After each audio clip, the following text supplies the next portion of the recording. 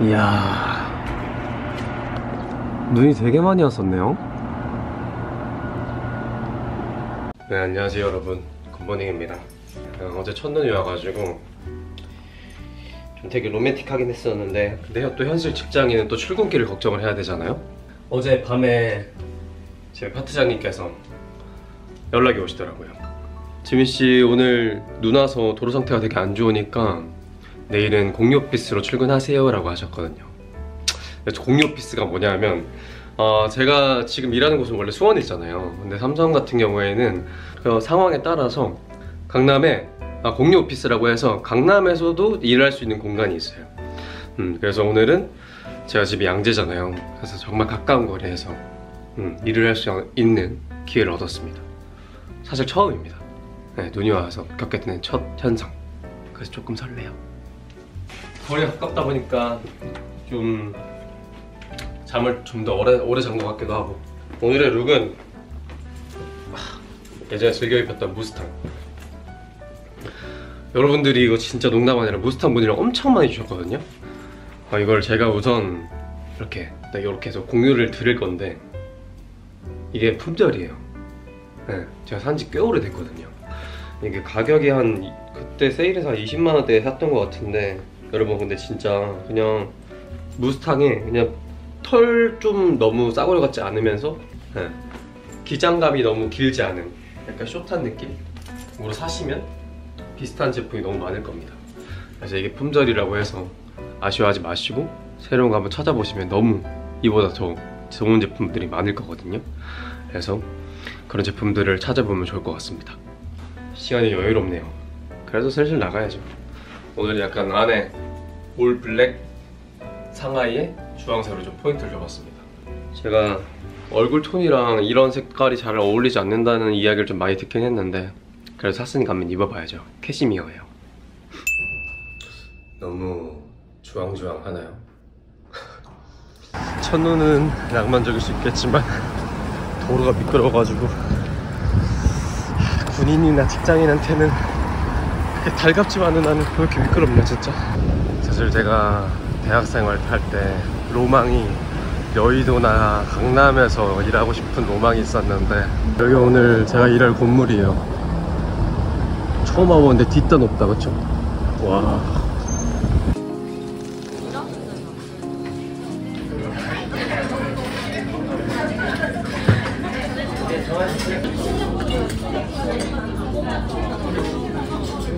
처음에 그 김 부장님 그 이야기 봤을 때 어땠어요? 저는 요새 생각하는 게 약간 그런 거예요. 기대를 줄이고 욕심을 줄이자. 무슨 기대를 줄이고? 뭐 예를 들어서 제가 부장 이후에 임원을 해야 될 필요도 없고, 그것만이 성공한 사람도 아니고, 또 부장까지 간 것도 너무 충분할 것 같고, 만약에 제가 부장까지 못 가고 차장에서 퇴사하더라도 그냥 딱 거기서 약간 기대를 낮추는 거죠. 약간 우리나라에서 가지고 있는 그런 잣대에서 좀 벗어나가지고. 뭐가 성공한 삶이죠? 가장 중심에 있는 건 행복이겠는데, 근데 행복에 필요한 것들이 이제 경제적인 요소고 뭐 명예적인 이런 것들이 있을 거잖아. 그래서 그런 걱정은 별로 안 드나요? 네, 많이 들지만 구체적인 방안은 없다 아직. 지금 기준에 또 사소한 걱정일 수도 있어. 왜냐면 우리는 AI 때문에 40살에 잘릴 수도 있어. 40살? 더 빨리 잘릴 것 같은데? 더 빨리 잘릴 수도 있어. 사소한 걱정일 수 있는데, 그거 보니까 뭔가 다들 저의 나이 또래 다른 사람들은 어떻게 생각하고 있나 궁금해가지고. 제가 봤을 때 그 드라마의 가장 큰 교훈은 결혼을 잘하자인 것 같아요. 저도. 여러분, 제가 최근에 되게 재밌게 본 드라마가 하나 있거든요. 너무 저의 미래 같다는 그런 생각도 들어서 되게 몰입하고 즐겨서 봤는데, 바로 서울 자가의 대기업 다니는 대기업 김부장 이야기입니다. 그래서 거기 드라마 내용을 보면 정말 이제 대기업에 신입으로 채용이 돼서부터 이제 부장 직급까지 정말 열심히 회사에 이바지하고 모든 걸 바쳐서, 인생을 바쳐서 생활을 했는데, 그럼에도 불구하고 임원으로 승진하지 못한, 물론 이제 결론까지 보면은 이제 뭐 그런 거에서 이제 미련을 좀 놓고 자존심을 내려놓고 본인의 행복에 좀 집중하는 삶을 살아야 된다, 뭐 이런 식으로 좀 교훈을 주는 것 같긴 한데, 그 드라마를 보고 있자 하니 지금 서울 전세 대기업 다니는 안대리로서 공감이 가지 아니할 수 없더라고요. 그래서 보고 있는데 어떻게 보면 정말 열심히 산 인생인 거잖아요. 매일 아침 6시에 일어나가지고 하루에 8, 9시간 심지어 뭐 야근하면 더 그보다 그 이상으로 회사에서 일하고 회사의 실적을 위해서 좀 더 고민하고 뭐 이런 식으로 계속 회사를 위해서 일했을 텐데 그렇게 뭐 25년 막상 그 이후에는 더 이상 일할 곳이 없어서 회사에서 나가야만 하는 그런 상황을 직면하게 되는, 그래서 회사를 나오고 보니까 내 이름 석자로 사회에 나갔을 때 회사가 감싸줬던 그런 명예와 이런 것들이 아무것도 없어지니까 그 초라해진 인생을 좀 보여주거든요. 좀 한편으로 그 이후의 삶이 너무 허망할 것 같다는 느낌을 좀 받더라고요. 그 드라마를 보고 있으니까. 대기업에서 부장이라는 직급을 갖고 서울에 자가를 가지고 있는 이 삶은 정말 위대하다 라고 얘기를 하는데 저도 너무너무 공감을 해요. 정말 힘든 일이고 너무 위대한 삶이라는 거. 근데 막상 그 순간에 좀 뭔가 되게 허망하다는 느낌을 좀 받을 수 있을 것 같다는 생각이 좀 들더라고요. 그래서 지금 저 같은 경우에는 이제 대리로서 가지고 있는 마음가짐이 회사를 다니는 게 물론 그런 승진을 하면서 월급을 더 받거나 그다음 명예를 좀 더 얻거나 그런 식으로 뭔가 자아 실현을 하면서 성취감을 얻을 수 있는 그런 공간이라고 생각해서 저는 회사를 되게 열심히 다니려고 노력을 하고 있는데 향후 제가 한 20년, 30년 후에 어떤 삶을 살고 있을지 그리고 그 삶이 조금은 걱정이 되기 시작했어요.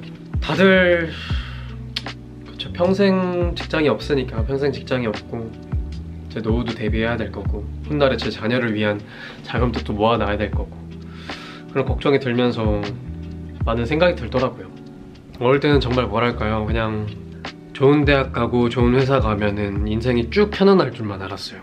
어릴 때는 그렇게 계속 교육을 받아왔었던 것 같아요. 근데 막상 이렇게 사회에 나와보니 그리고 또 경제가 너무 빠르게 변하고 있잖아요. 어떻게 대비해야 될지도 잘 모르겠는데 그런 생각이 드니까 뭔가 열심히 살아야겠으면서도 뭔가 또 여러 방향의 또 채널을 열어놔야 되지 않을까 하는 그냥 한켠의 불안함이 좀 들더라고요. 이걸 보고 있는데 여러분들은 지금 미래에 대해서 잘 준비를 하고 계신가요? 저는 말씀드린 것처럼 그냥 회사 열심히 다니고 나름의 이제 뭐 주식이나 비트코인이나 이런 식으로 재테크를 하면서 자산을 좀 불리는데 집중을 하고 있는데 걱정입니다. 제가 50살 그리고 그 이상이 됐을 때 어떤 일을 할 수 있을까요? 그리고 그러기 위해서는 지금부터 뭔가를 준비를 해야 될 것 같은데 이래서 다 전문직 하나 싶기도 하고 그런 생각이 들더라고요. 그래서 계속 뭔가 자기 개발을 놓지 않고 먹고 살 수 있는 국리를 계속 해야 되는 우리의 인생, 단 한순간도 마음이 편할 수가 없습니다. 제가 너무 성격이 이상한 것 같기도 해요. 그냥 주어진 거에 행복하게 사는 것도 좋을 텐데. 그래서 제 스스로에게 한 얘기는 앞으로 인생을 뭔가 대비하는 것도 되게 좋겠지만 모르잖아요. 그냥 우선 지금 순간순간을 계속 열심히 살다 보면은 뭔가 또 좋은 기회가 있을 수도 있고 또 변화할 수 있는 시점이 있을 수도 있고 제가 갑자기 인사이트가 또 생길 수도 있는 거니까. 그래서 지금은 당장 모르겠습니다. 제 향후 그 미래 정말 제가 잘해서 안부장까지 갈 수 있다고 했을 때 그 다음을 위해선 제가 뭘 준비를 하고 노력을 하고 있어야 되는지 그런 고민을 요새 하게 되더라고요. 정말 많은 생각을 하게 한 드라마가 아닌가.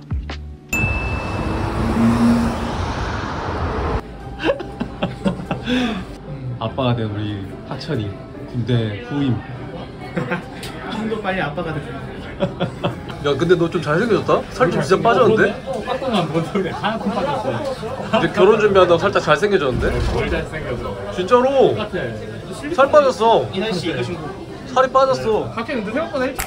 결혼을 축하합니다. 땡큐.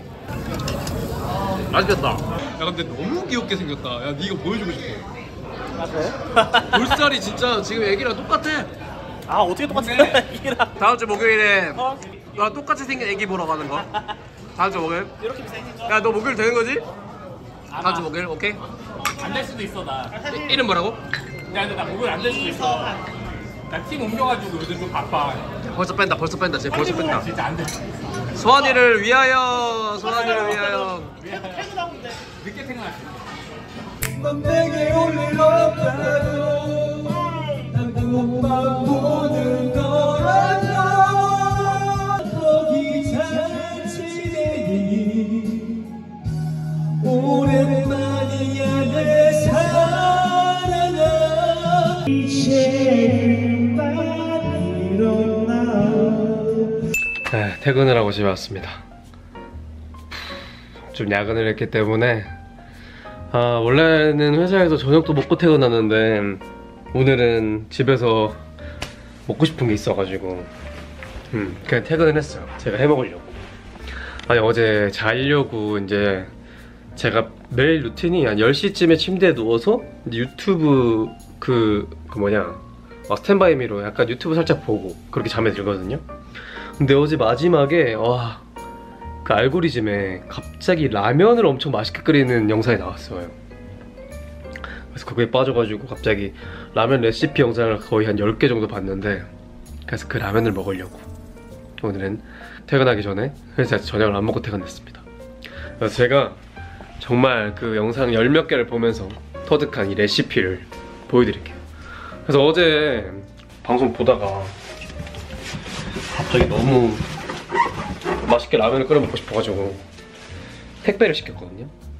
라면을 시킨 건 아니고 뭘 시켰냐면, 제가 시킨 건 첫 번째는 양은냄비입니다. 라면을 먹을 때 약간 이런 거 느낌부터 챙겨줘야지 더 중요한 아이템. 먹는 거 맛있게 먹자 해가지고 이게 뭐냐면 분식 그릇이에요.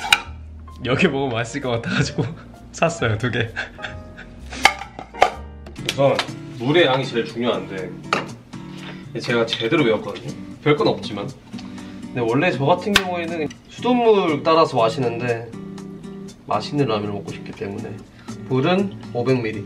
그리고 솔직히 원래 파를 마지막에 썰어 넣어야 되는데 혼자 사는 남자가 집에 파가 있기 솔직히 쉽지 않거든요, 요리를 하지 않는 이상. 그래서 파가 없습니다. 자, 이렇게 양은 냄비에 물 넣고 벌써 맛있을 것 같은 그런 느낌이 들죠. 여기서 라면을 끓이면 무조건 맛있을 수밖에 없다 이런 느낌 딱 들어요.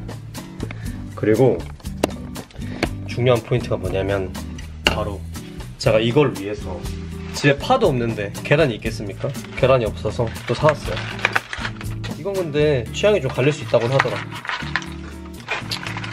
자취생 특. 계란 이거 사놓으면 유통기한 보여야 돼서 이거 버리면 안 돼. 이 채로 냉장고에 넣어야 돼요. 알죠? 이 계란을 미리 풀어놔야 돼요. 인덕션은 아니지만 좋은 게 화력이 아주 셉니다. 그리고 여기에 라면은 회사에서 가져왔죠. 신라면. 슬슬 물이 끓죠? 스프랑 이걸 다 넣습니다. 뜨거. 그리고 면까지 이걸 다 넣고 2분 30초 끓여요. 면을 막 들었다 놨다 하면은 뭐 면발이 쫀득쫀득해진다는 거, 그런 건 다 사실이 아니래요. 그냥 가만히 두면 됩니다. 네, 이렇게 한 2분 30초에서 3분 사이에 뜨거워라 자기 원하는 대로 취향에 맞게끔 면발 쫄깃함에 맞춰서 끓여주다가 이쯤에서 불을 이제 줄여요. 불을 약불로 줄이고, 그리고 여기서 포인트, 여기에 면만 덜어냅니다. 보고 배운 거 많아요, 그죠? 네, 이렇게 면만 덜어냅니다. 그 다음 계란을 풀라 그랬어요. 이렇게. 그리고 젓가락으로 휘젓지 말라고 하더라고요. 약불로 계란 익을 정도만 해주면 이게 분식집 라면이라 했어요. 그리고 이렇게 계란이 다 익으면 마지막에 이렇게 부어줍니다.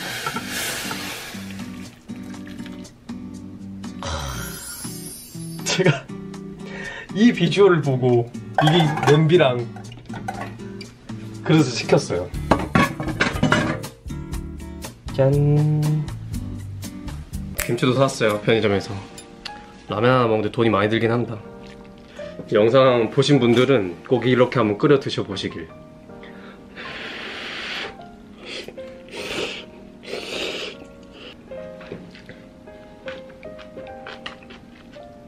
진짜 맛있다. 완전 제 스타일. 분식집 라면.